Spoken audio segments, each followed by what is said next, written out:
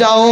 ہمارے نبی کا تو یہی حال تھا، جب بھی مصیبت آتی تھی اللہ کے نبی سجدے میں گر جایا کرتے تھے. جنگ بدر کا موقع ہے، جنگ بدر کا موقع ہے، سامنے 1000 کا لشکر ہے اور یہاں 313 مسلمان، وہاں 3 گنا زیادہ لشکر ہے، 313 مسلمان. میرے نبی کی نگاہ پڑتی ہے، اللہ کے نبی سجدے میں گر جاتے ہیں اور اللہ تعالیٰ سے دعا کرتے ہیں، اللہم انجز لی ما وعدتنی، اللہم انشدک عہدک و وعدک، اللہم ان تہلک هذه العصابہ اليوم لا تعبد بعد.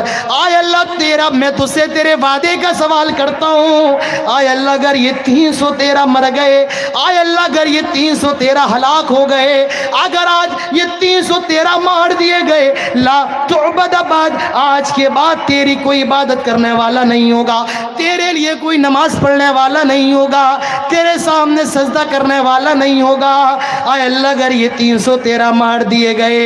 اللہ کے نبی سجدے میں گرے ہوئے ہیں، دعا کر رہے ہیں، رب کائنات کے سامنے گڑ گڑا رہے ہیں، آنکھوں سے آنسوؤں کی لڑی، آنسوؤں کی جھلی ہے. حضرت ابوبکر صدیق نے کندھے پر ہاتھ رکھا اور فرمایا، آئے میرے نبی اپنے سر کو اٹھائیں. اللہ کے نبی اپنے سر کو اٹھاتے ہیں اور فرماتے ہیں، آئے ابوبکر خوش ہو جاؤ، ابھی مجھے جبرائیل نے یہ خوشخبری دی ہے، اللہ تعالیٰ نے ہماری مدد کے لیے سے جنگ کے اندر 1000 فرشتوں کو نازل کیا ہے، ہماری ہیلپ کے لیے، مدد کے لیے 1000 فرشتوں کو نازل کیا. انی ممدکم بألف من الملائکۃ مردفین. اللہ تعالیٰ فرماتا ہے 1000 فرشتوں کو ہم نازل کرتے ہیں. آئے مسلمانوں، تمہارا کام لڑنا ہے، فتح دینا ہمارا کام ہے. لکھنے والے لکھتے ہیں، کہنے والے کہتے ہیں، جنگ کے اندر عالم یہ تھا، کافر کی گردن پڑی ہوئی ہے، کٹا ہوا ہاتھ پڑا ہوا ہے، لیکن یہ نہیں معلوم کہ کس نے گردن ماری ہے. ایک صحابی کہتے ہیں، میں تلوار بڑھانے والا ہوں، تلوار ابھی لگی نہیں ہے، گردن کٹ جاتی ہے. یہ معاملہ جنگ بدر کا تھا. ایک آدمی حضرت عباس رضی اللہ عنہ کو گرفتار کر کے لائے، ایک مسلمان، اور اللہ کے نبی سے کہتے ہیں، آئے اللہ کے نبی میں نے ان کو گرفتار کیا ہے، میں نے ان کو اپنا قیدی بنایا. اللہ وہ حضرت عباس کہتے ہیں، نہیں نہیں، مجھے اس نے گرفتار نہیں کیا، مجھے تو ایک ایسے خوبصورت آدمی نے گرفتار کیا جو زمین و آسمان کے درمیان تھا. وہ صحابی پھر اللہ کے نبی سے کہتے ہیں، نہیں نہیں اللہ کے نبی، میں نے ان کو گرفتار کیا ہے. اللہ کے نبی فرماتے ہیں، خاموش ہو جاؤ، یہ چھٹے آسمان کی مدد تھی جو اللہ تعالیٰ نے نازل فرمائی تھی. آئے مسلمانوں، آج یہ اللہ کے فرشتے تمہاری طرف نظر کرم کرنے کو تیار نہیں، آج یہ تمہاری مدد کرنے کو تیار نہیں. ذرا اپنے گریبان میں جھانکو، اپنے آپ کا محاسبہ کرو، اپنے نفس کے اندر دیکھو، ہم کتنے زیادہ گنہگار ہیں کہ آج ہم رب کو پکارتے ہیں. نہیں نہیں، آج تم نے نیتاؤں کو اپنا مالک سمجھ لیا ہے، آج تم نے منتریوں کو اپنا مالک سمجھ لیا. کوئی مسلمان لیڈر بن جاتا ہے، ہم اور آپ کتے کی طرح اس کے تلوے کاٹتے ہیں. یاد رکھو میرے بھائیوں، یہ جتنے بھی منتری ہیں اور جتنے بھی مسلمان نیتا ہیں، جب یہ کسی عہدے پر پہنچ جاتے ہیں، جب یہ کسی پوسٹ پر پہنچ جاتے ہیں، انہیں معلوم ہے ہماری کوئی سننے والا نہیں ہے. ان کا قدم، ان کی سیڑھی مسلمانوں کی لاش ہوتی ہے، مسلمانوں کی لاشوں پر چڑھ کے یہ اپنا پوزیشن بناتے ہیں، اور جب یہ ریٹائر ہو جائیں، جب انہیں پارٹی سے نکال دیا جائے، تب مسلمانوں کے ہمدرد بنتے ہیں. مجھے کوئی ایک ایسا نیتا بتاؤ، میں مسلمانوں کی بات کر رہا ہوں، ایک نیتا بتاؤ جو مسلمانوں کے حق کی بات کرتا ہو. بڑا چھوڑو، چھوٹا بتاؤ، اپنے علاقے کا بتاؤ. میرے بھائیوں، کوئی آپ کا ایسا نہیں، آپ کے اپنے بھی نہیں ہے جو آپ کے حق کی بات کریں، کوئی نہیں. جب اپنوں سے یہ حال ہے تو غیروں سے تو اور امید نہ لگاؤ. وَلَن تَرْضَىٰ عَنْكَ الْيَهُودَ وَلَا النَّصَارَىٰ حَتَّىٰ تَتَّبِعَ مِلَّتَهُمْ. اللہ تعالیٰ فرماتا ہے، جب تک تم ان کے مذہب میں داخل نہ ہو جاؤ، یہود و نصارہ تم سے راضی نہیں ہو سکتے ہیں. تو میرے بھائیوں، مسلمان کیوں مارا جا رہا ہے؟ پہلی وجہ سن لو، عمل کے میدان میں پیچھے ہے۔ مسلمانوں کے اندر سب کچھ ہے، پیسے کی کمی نہیں، دولت کی کمی نہیں، گھر بڑے بڑے گاڑیاں ہیں، سب کچھ ہے، اگر کچھ نہیں ہے تو عمل نہیں ہے، عمل کے معاملے میں آگے آؤ۔ مسلمان کیوں پریشان ہیں؟ دوسری وجہ میرے بھائیوں، آج مسلمان دنیا کی محبت کا دیوانہ بن گیا ہے، پیسے کا عاشق ہو گیا ہے، صبح آنکھ کھولتا ہے پیسہ، رات میں سوتا ہے پیسہ، پوری زندگی پورا 24 گھنٹہ پیسہ کمانے میں گزر رہا ہے۔ پیسہ کیسے پیدا کیا جائے؟ میرے بھائیوں، یہ دنیا دنیا دنیا، کس دنیا کے دیوانے ہو، کس دنیا کے پیچھے بھاگ رہے ہو؟ ایک میرے نبی ہیں، ہمارے سرتاج ہیں، کائنات کے امام ہیں، جناب محمد رسول اللہ صلی اللہ علیہ وسلم، ایک جگہ سے گزر رہے ہیں، ایک بکری کا مرا ہوا بچہ اللہ کے نبی کو نظر آتا ہے۔ بکری کو کیا کہیں گے بنگالی میں؟ بکری کو بکری کہیں گے نا۔ بکری کا مرا ہوا بچہ اللہ کے نبی کو نظر آیا، آپ وہاں پر رک جاتے ہیں، صحابہ کو بھی آپ نے روک لیا۔ اللہ کے نبی اس بکری کے مرے ہوئے، وہ بکری کا مرا ہوا بچہ تھا، اس کے اندر سے بدبو نکل رہی ہے، سڑا ہوا ہے۔ آپ نے اس کا کان پکڑا اور کان پکڑ کے اپنے صحابہ سے فرمایا، آئے میرے صحابہ، کون ہے جو یہ بکری کا سڑا ہوا، مرا ہوا، گلا ہوا، یہ بکری کا سڑا ہوا بچہ مجھ سے 1 درہم میں خریدے گا؟ 1 درہم 1 روپے میں خریدے گا۔ آج کے حساب سے دیکھیں تو کہہ سکتے ہیں کہ 1 روپے میں خریدے گا۔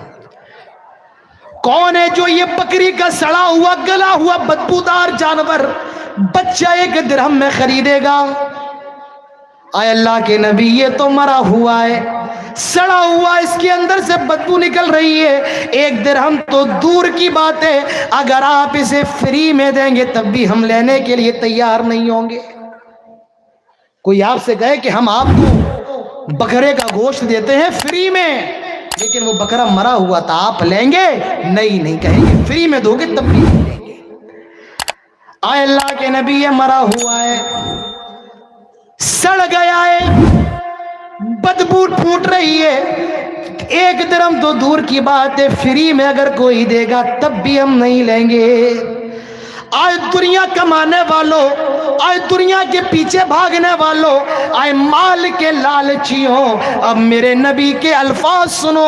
اللہ کے نبی فرماتے ہیں، فواللہ، اللہ کی قسم، للدنیا اہون علی اللہ من ھذا علیکم۔ آئے میرے صحابہ، تمہاری نظر میں یہ بکری کا مرا ہوا بچہ جتنا زیادہ گیا گزرا ہے، اللہ تعالیٰ کی نظر میں یہ دنیا اس بکری کے مرے ہوئے بچے سے بھی زیادہ گئی گزری ہے، یہ بکری کے مرے ہوئے بچے سے بھی زیادہ بیکار ہے۔ یہ اللہ کی نظر میں یہ دنیا کی حیثیت ہے، ہم اور آپ کس دنیا کے پیچھے بھاگ رہے ہیں، کب مر جائیں، کب موت آ جائے۔ آپ خالتی پور پروگرام کے اندر آئے ہیں، کوئی 5 کلومیٹر سے آیا ہے، کوئی 7 کلومیٹر سے آیا ہے، میں 1500 کلومیٹر سے آیا ہوں، نہ آپ کو یہ بھروسہ ہے آپ اپنے گھر پہنچ سکتے ہیں، اور نہ مجھے یہ بھروسہ ہے کہ میں اپنے ٹاوا پہنچ سکتا ہوں، جے پور پہنچ سکتا ہوں۔ کب موت آ جائے کوئی نہیں جانتا ہے۔ اولاد مر جاتی ہے، ماں باپ زندہ رہتے ہیں، موت کی تمنا کرنے والے ماں باپ کو موت نہیں آتی ہے، جوان بیٹوں کے جنازے اٹھائے جاتے ہیں، کب کون مر جائے میرے بھائیوں کوئی نہیں جانتا ہے۔ یہ دنیا ہے، مرنے کے بعد آپ کا باپ بھی کام آنے والا نہیں ہے، آپ کی اولاد بھی کام آنے والی نہیں ہے، آپ کی بیوی بھی کام آنے والی نہیں ہے۔ اللہ کے نبی فرماتے ہیں، جب لاش کو اور جنازے کو اٹھایا جاتا ہے اور قبرستان کی طرف لے جایا جاتا ہے اور جب دفن کر دیا جاتا ہے، جب لوگ مٹی دے کر کے چلتے ہیں، ان کے قدموں کی آواز مردے کو سنائی جاتی ہے، مردہ ان کے چلنے کی آواز بھی سنتا ہے۔ آج میرا باپ بھی مجھے چھوڑ کر کے جا رہا ہے، میرا بھائی بھی مجھے چھوڑ کر کے جا رہا ہے، میرے وہ دوست جن کے ساتھ میں چائے کی چسکیاں لیا کرتا تھا، آج وہ بھی کوئی کام نہیں آ رہے ہیں، مرنے کے بعد کوئی کام آنے والا نہیں ہے۔ کیا کام آنے والا ہے؟ اللہ کے نبی کہتے ہیں، انسان کہتا ہے میرا مال مالی مالی، میرا مال میرا مال۔ انسان تیرا مال کیا ہے؟ کھا لے اور ہضم کر لے، پہن لے اور وہ سیدھا کر دے، اور اللہ تعالیٰ کے راستے میں صدقہ کر دے، یہی تو انسان کا مال ہے۔ انسان مال کے پیچھے بھاگ رہا ہے، یہ مال کیا ہے؟ مرنے کے بعد کام آنے والا نہیں ہے۔ آج جو آدمی صابن سے نہاتا ہے، اپنے بہترین باتھ روم کے اندر شاور لگا ہوا ہے، گیزر بھی لگا ہوا ہے، بٹن کھولتا ہے گرم پانی آنے لگتا ہے، گیزر چالو کرتا ہے، شاور کھولتا ہے، مر جاؤ گے، کوئی اپنے آپ نہیں، ایک آدمی تجھے نہلانے کے لیے آئے گا۔ کل تک جو صابن لگایا کرتا تھا، اچھے فیس واش لگایا کرتا تھا، شیمپو لگایا کرتا تھا، آج نہیں، آج پانی سے نہلایا جا رہا ہے۔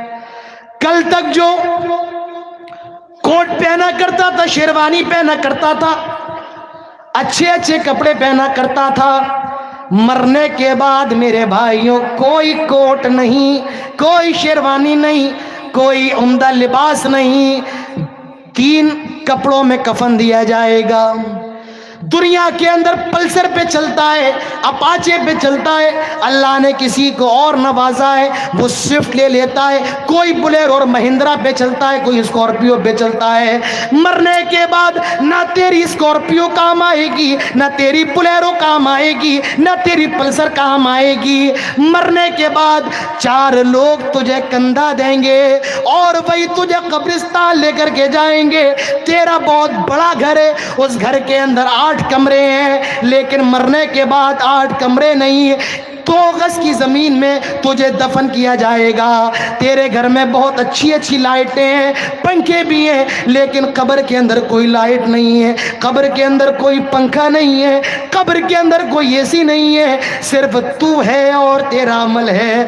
دنیا میں تو باڈی گارڈ بھی ہیں، دنیا میں تیرے چاہنے والے بھی ہیں جن کو تو چائے پلایا کرتا تھا، لیکن قبر میں کوئی تیرے ساتھ نہیں جائے گا۔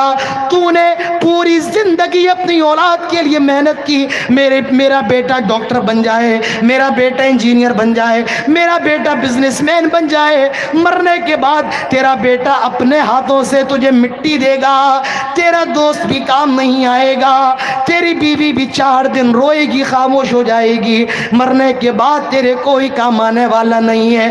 یہ دنیا، کس دنیا کے دیوانے ہو، کس دنیا کے پیچھے بھاگ رہے ہو میرے بھائیوں؟ دنیا کی سب سے بڑی بے وقوفی یہ ہے، آدمی آخرت کو بھول جائے اور دنیا کے پیچھے لگ جائے، آدمی آخرت کو فراموش کر دے، اللہ تعالیٰ کو بھلا دے اور دنیا کا دیوانہ ہو جائے۔ یہ دنیا کی سب سے بڑی بے وقوفی ہے۔ اللہ تعالیٰ فرماتا ہے وَسَارِعُوا إِلَى مَغْفِرَةٍ مِّن رَّبِّكُمْ وَجَنَّةٍ عَرْضُهَا السَّمَاوَاتُ وَالْأَرْضُ۔ آئے لوگوں، اللہ کی مغفرت کی طرف دوڑ پڑو اللہ کی جنت کی طرف، جس کی لمبائی چوڑائی زمین و آسمان کے برابر ہے، اس جنت کی طرف بھاگنا ہے، اس دنیا کی طرف نہیں۔ اللہ تعالیٰ فرماتا ہے کل نفس ذائقۃ الموت، ہر نفس کو موت کا مزہ چکھنا ہے۔ موت غریب کو بھی آنی ہے، امیر کو بھی آنی ہے، موت منتری کو بھی آنی ہے، موت بادشاہ کو بھی آنی ہے، موت رعایا کو بھی آنی ہے۔ موت سے کوئی نہیں بچ سکتا ہے، سکندر اعظم بھی نہیں بچا موت سے، میرے بھائیوں کوئی نہیں بچا ہے۔ بڑے بڑے بادشاہ آئے گزر گئے، نام و نشان نہیں۔ تو معلوم یہ چلا دنیا کے اندر کوئی کتنا بھی زیادہ ظلم کر لے، لیکن وہ موت سے نہیں بچ سکتا ہے۔ موت کا ٹائم ہر کسی کا آنے والا ہے۔ اللہ تعالیٰ تو یہاں تک فرماتا ہے قُلْ إِنَّ الْمَوْتَ الَّذِي تَفِرُّونَ مِنْهُ فَإِنَّهُ مُلَاقِيكُمْ۔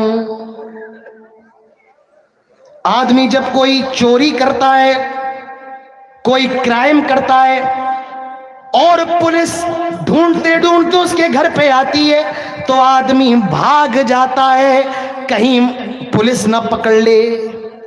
مجھے ایک نام یاد آ رہا ہے وجے مالیا کا. آپ لوگوں نے نام سنا ہوگا. کون ہے بھائی؟ ہندوستان کی بینکوں کا پیسہ لے کے بھاگ گیا. کہاں؟ لندن بھاگ گیا یا غالباً امریکہ بھاگ گیا تاکہ یہاں کی پولیس پکڑ نہ پائے. لیکن موت کے فرشتے ایسے ہیں, موت کی پولیس ایسی ہے. فرمایا قل ان الموت الذی تفرون منہ, آئے نبی آپ کہہ دے تمہیں جہاں بھاگنا ہے بھاگ جاؤ, جہاں جانا ہے چلے جاؤ, لیکن یاد رکھو اگر تمہاری موت کا ٹائم ہو گیا ہے, قل ان الموت الذی تفرون منہ فإنہ ملاقیکم, موت تم سے ہر حال میں ملاقات کر کے رہے گی. موت سے تم بچ نہیں سکتے ہو. بڑے بڑے قلعوں میں چھپ جاؤ, مضبوط قلعوں میں چھپ جاؤ, یدرککم الموت, موت تم کو وہاں بھی پکڑ کے رہے گی. میرے بھائیوں, بھائی جنہیں جانا ہے وہ ابھی چلے جائے, بیچ میں بار بار ڈسٹرب نہ کرے. ایک بار جن کو جانا ہے وہ چلے جائے. تقریر سننا فرض نہیں ہے, لیکن فجر کی نماز کا خطرہ ہو کہ تقریر سنیں گے اور فجر کی نماز غائب ہو جائے گی تو آپ جا کے سو جائیں, یہ زیادہ بہتر ہے. نماز پڑھنا فرض ہے, تقریر سننا فرض نہیں ہے.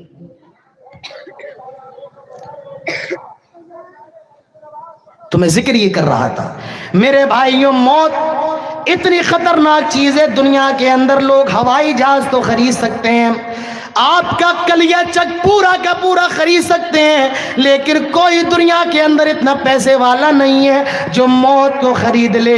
بڑے بڑے ڈاکٹر موجود ہیں, کلکتہ جاؤ, آپ کی اگر کڈنی فیل ہو گئی ہے دوسری کڈنی ڈالی جا سکتی ہے, آپ کی اگر آنکھ خراب ہو گئی ہے دوسری آنکھ لگائی جا سکتی ہے, آپ کا اگر پیر کٹ گیا ہے دوسرا پیر لگایا جا سکتا ہے. لیکن کوئی ڈاکٹر دنیا کا ایسا نہیں ہے جو یہ دعویٰ کرے میرے پاس ایک ایسا کیپسول ہے اگر کھا لو گے تو موت نہیں آئے گی. نہیں نہیں, موت تو ہر حال میں آنا ہے.